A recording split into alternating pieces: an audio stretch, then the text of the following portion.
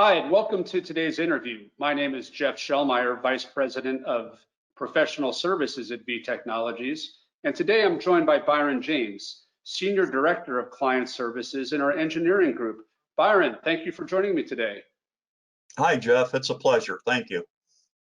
Today we're going to be talking about new technology in building design, a white paper that you recently wrote. Byron, why is this topic so important? Well, Jeff, we've always been seeing an increase in the technology being used in buildings for the last 10 years or so, but that has really been accelerated recently.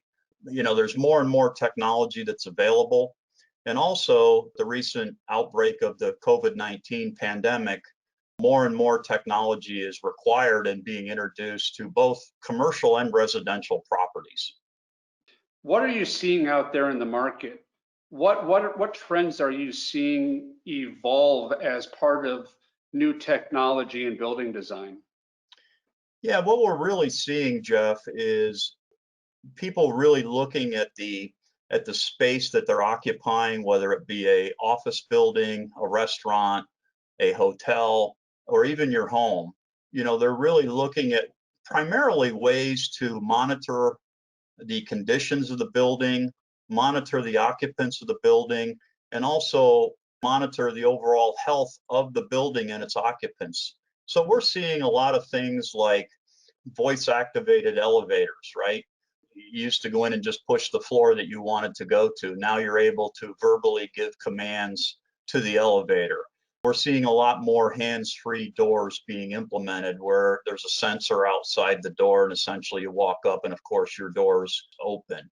We're also, there's a lot of new technology out there that's actually looking at the capacity of the buildings. How are the buildings being used by its occupancies and what's the capacity? In other words, at 10 a.m. in the morning, it may be at peak capacity.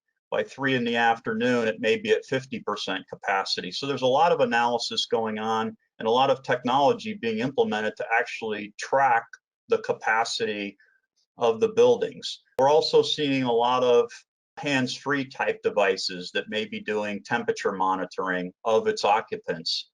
RFID devices, which are being used to track where people are within the building. So, the list kind of goes on and on, Jeff. One of the things that my white paper looks at is, the trade-offs, right? Technology does not come free, and certainly it can be invasive at times to the occupancies. So one of the things my white paper takes a look at, which our readers might find interesting, is some of the trade-offs between the cost of some of this technology versus the benefit, right? And it kind of breaks down where we're seeing it being implemented and where it's cost effective. You're right, there are a lot of trade-offs in implementing this type of technology. What do you think the future holds?